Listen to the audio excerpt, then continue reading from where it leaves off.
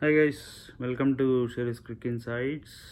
Yeah, I'm actually traveling this week, so this will be a short video. I didn't want to miss making the review of second test. So yeah, we'll discuss like 4 to 5 key things that why the result is what it is, and why India lost or why Australia won. The first and foremost, I think the I would say the most important thing that happened is when I think we were about 69 for 1 in the first session when we chose to bat first, and both Rahul and Gill, especially Shubman Gill, they were looking very comfortable. Then I think in the span of 3 overs, the score board became 84 for 4. I think yeah, that's where I think game has changed, or maybe you can say turned in favor of Australia.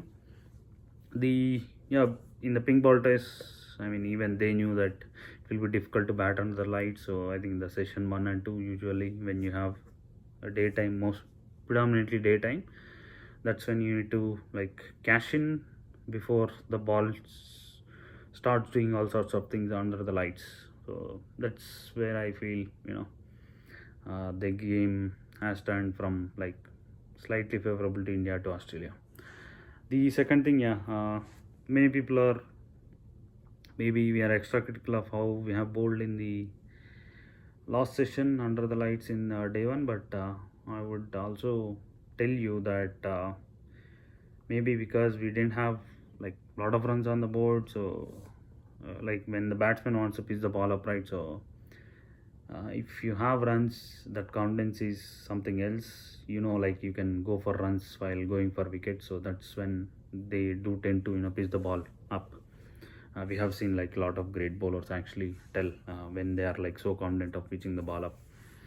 So having said that, maybe yeah,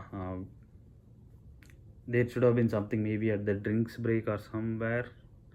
They should have got the input. Okay, maybe guys are bowling too short, so maybe just pitch the ball up more, so that because they were bowling decent, because they Australia only scored around 80 odd after 25 hours or something, 30 hours on the day one. So we had the control, run rate under control, but yeah, we didn't get the wickets. Maybe we should have got 3 or 4 wickets. So I think yeah, that would have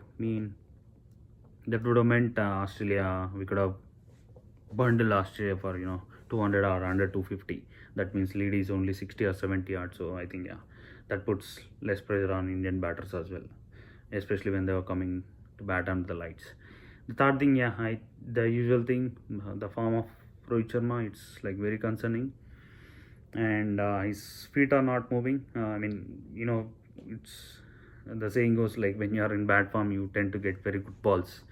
So, or that's how it looks, because even though I think in the second innings he got like a Jaffa, but his feet were not moving right. So Rohit Sharma in full flow, maybe he would have found a way to defend that ball.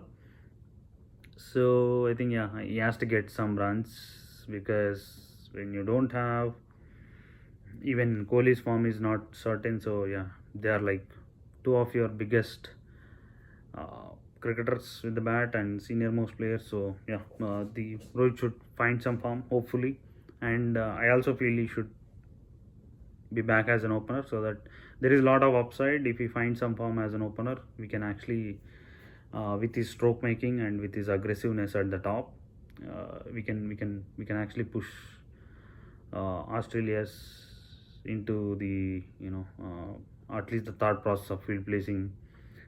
We can make it so defensive that we get some easy singles and all, and that takes the pressure off all the even the other opener Jaiswal and the rest of the batsmen that follows.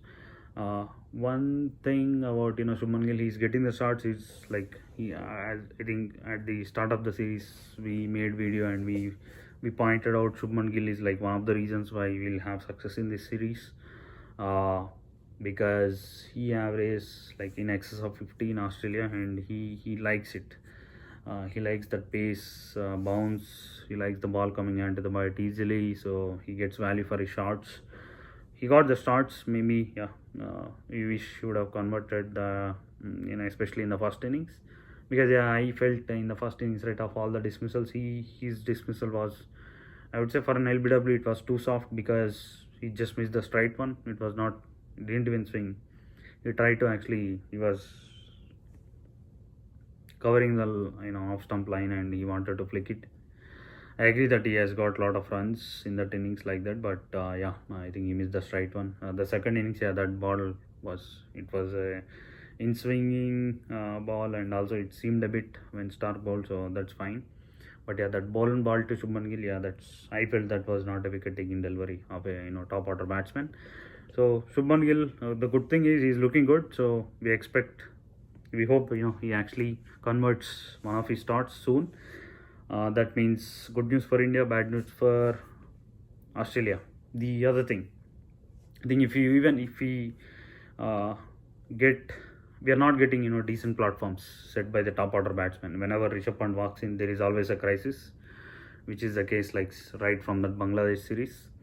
So that needs to change, because yeah, especially in Australia, your top three or top four, they should have a good series if touring team wants to do well.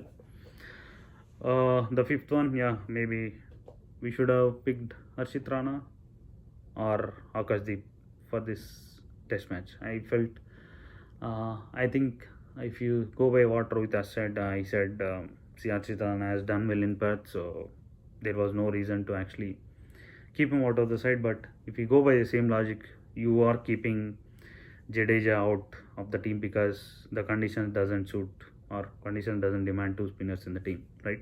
So that's why you dropped Ashwin and Jadeja, and you took Washington Sundar because you wanted some batting depth. And in the second test also you wanted one spinner, so you went with Ashwin. So when you actually take that kind of reasoning, then you can also drop Arshit Rana and pick Akashdeep, because in the pink ball test you need more of a swing rather than hit the deck kind of bowler. So maybe there I think, yeah, we probably missed the trick, because if Harshit, let's say, he would have swung the ball and maybe got some few wickets at the top, which should have made a difference.